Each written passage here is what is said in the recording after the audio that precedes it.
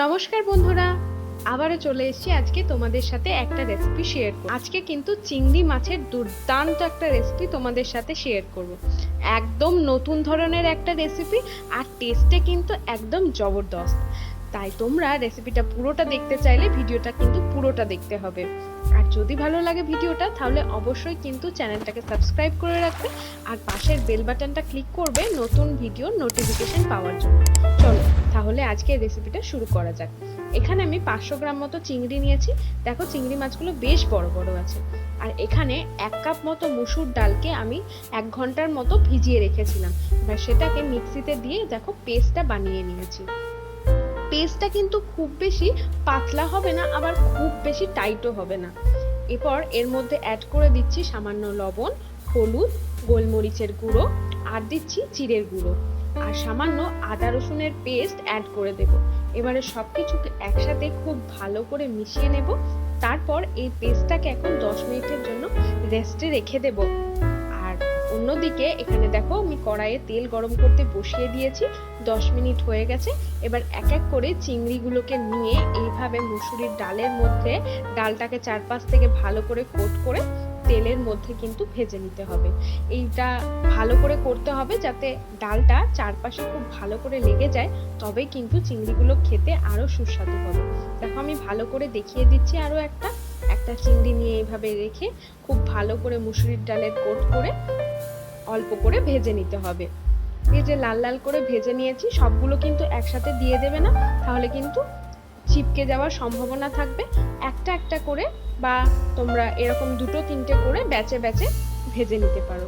আমার প্রথম ব্যাচ ভাজা হয়ে গেছে আর বাকিগুলো আবারও এক এক করে কড়াইয়ের মধ্যে দিয়ে আমি ভেজে নিচ্ছি। আর এই পকোড়াটা খেতে কিন্তু দারুণ হয়। তোমরা যদি মনে করো এটা গ্রেভিতে ফেলবো না, শুধুমাত্র পকোড়া হিসাবেও কিন্তু খেতে পারো। চিংড়ি মাছের এই পকোড়াটা কিন্তু অবশ্যই তোমরা বাড়িতে একবার ট্রাই করে দেখতে পারো, দারুণ হয় খেতে। এরপরে গ্রেভিটা বানিয়ে নেব। গ্রেভির জন্য দেখো আমি নিয়েছি 2টো লঙ্কা, একটা টমেটো, কয়েকটা রসুন, একটা পেঁয়াজ আর নিচে সামান্য আদা। এবার এই সব কিছুকে একটা পেস্ট বানিয়ে নেব। যে কড়াই আমি চিংড়িগুলো ভেজেছিলাম সেই তেলের মধ্যে আরো একটু তেল আমি অ্যাড করে দিলাম আর তারপরে দিয়েছি 1 চামচ মতো গোটা জিরে ফোড়নে। ফোড়নটা ভাজা হয়ে গেলে যে পেস্টটা বানিয়ে রেখেছিলাম সেটা অ্যাড করে দিতে হবে। আর এবারে তেলের মধ্যে অবশ্যই মশলাটাকে কিন্তু খুব ভালো করে কষিয়ে নিতে হবে।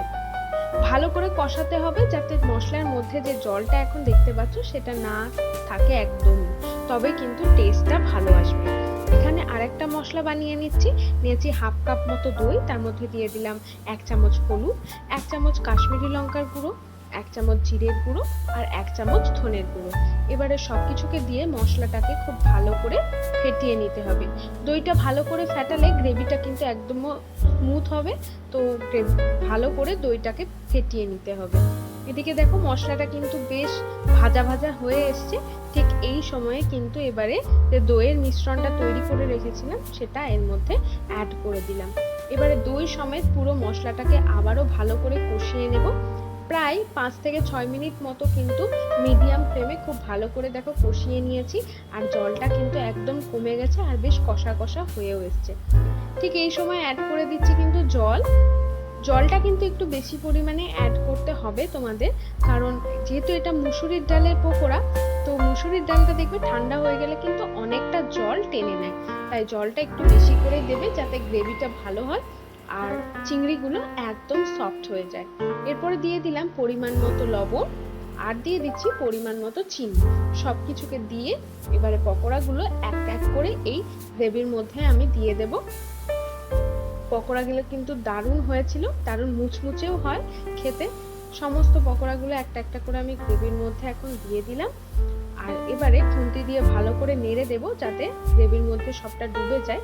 আর এটাকে ভালো করে এখন ফুটিয়ে নিতে হবে, তাই এটাকে ঢাকা দিয়ে তোমরা ভালো করে ফুটিয়ে নেবে 3-4 মিনিট মতো।